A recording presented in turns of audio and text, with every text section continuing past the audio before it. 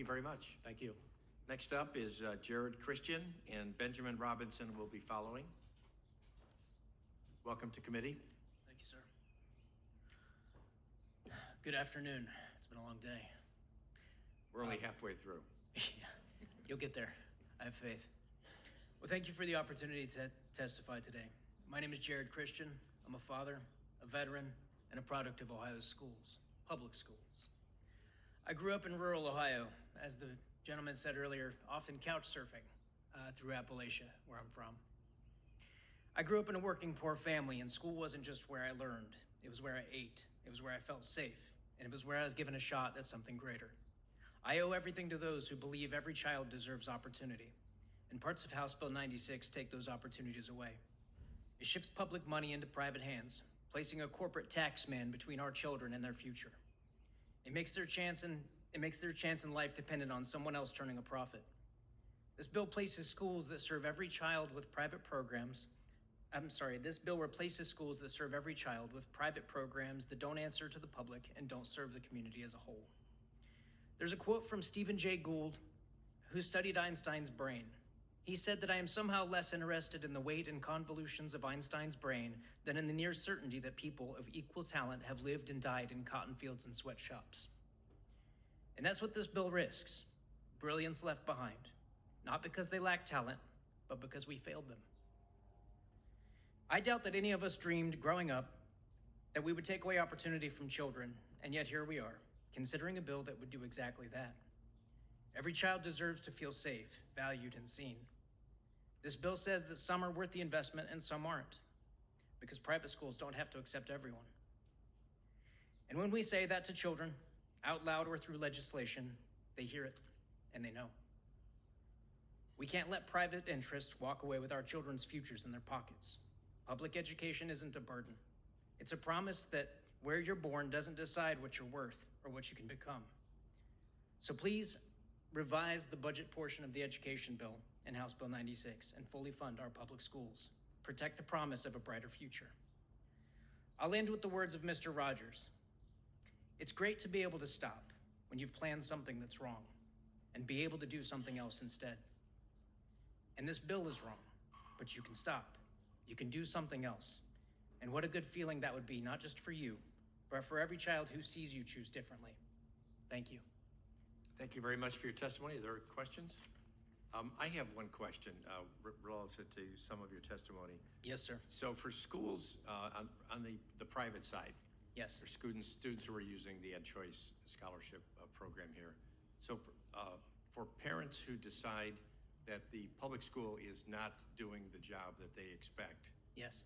in terms of their delivering quality education to their children, do you not believe that they should have the opportunity to go someplace else?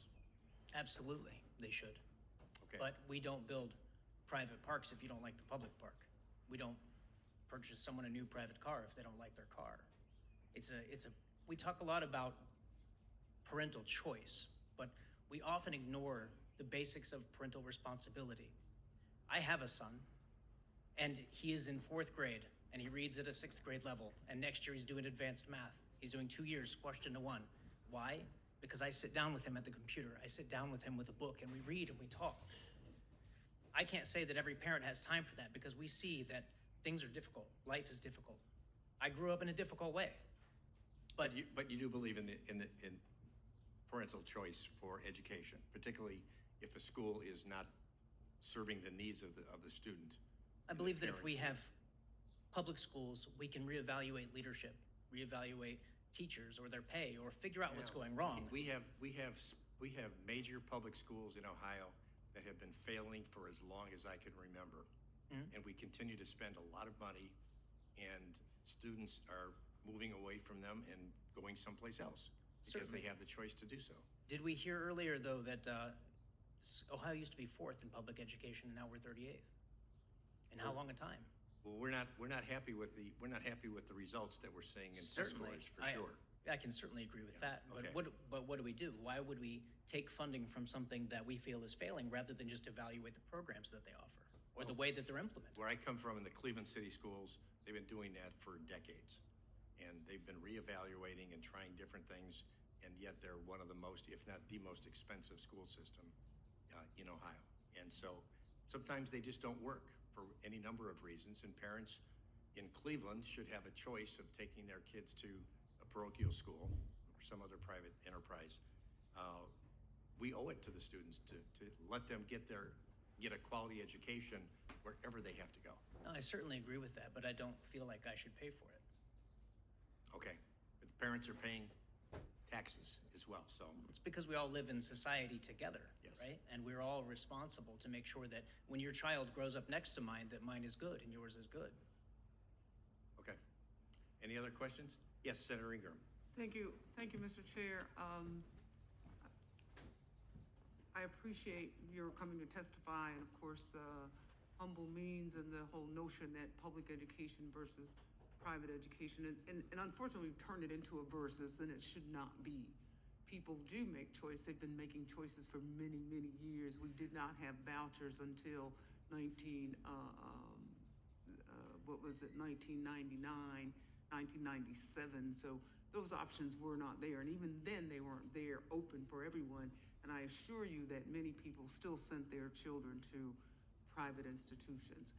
The question becomes, is that though scores have not been good, would you say that there are people who may not have scored well that are still doing well as citizens in the United States or all over Ohio and all over the United States in whatever endeavor they've taken on, and that their score in high school did not dictate how they turned out? Excuse me for just a moment. The Senate will stand at ease. The committee will stand at ease, rather. Sorry.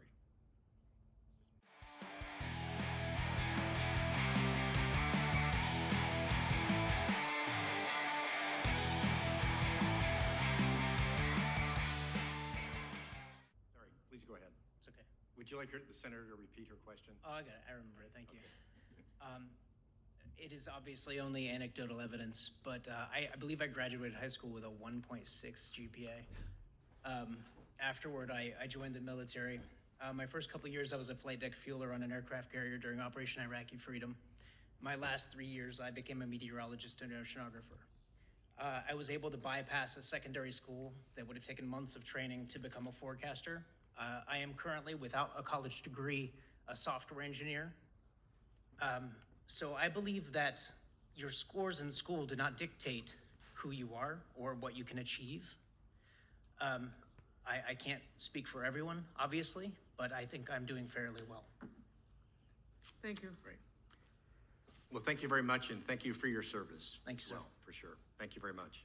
When you plan something small, and be able to do something nice instead. And this building, No recording. you do something else. Your First Amendment is out in the hallway. It This is doesn't a apply. public space. This is a publicly accessible space. Step outside. Let me speak with you. Thank you very much for your Okay, testimony. you can start recording. No, I have one question relative to some of the I will testimony. have you removed. So for schools, are you threatening to arrest me? on the private side, Switch over. students, I will Are you call threatening West to have me on no arrested? threats. I'm giving you an ultimatum. parents who decide Giving you an ultimatum. school is not Stop I have recording. to first. It's recording. Be quiet. You can go on the Ohio channel. You can view it there. Do you not believe that they Recording my should have the opportunity to go someplace No else? recording and Absolutely, they should. unless you feel that But to we be don't build which Do I have I to just told request permission to exercise my First Amendment rights? in this room you do, yes. It's publicly accessible. You're right. Have you ever But seen a there First are rules Amendment around audit? it. Step outside and I speak. am a taxpaying voter. You're telling me that my First Amendment right is not covered when I walk in. And he is in fourth I am grade. On the telling record, you, on the there are record. rules. And next year he's doing advanced. The, When and you rule, walk in the this room. rule precludes me from practicing my First Amendment rights. Okay. Yes or no? And I assure you that many people still send their children to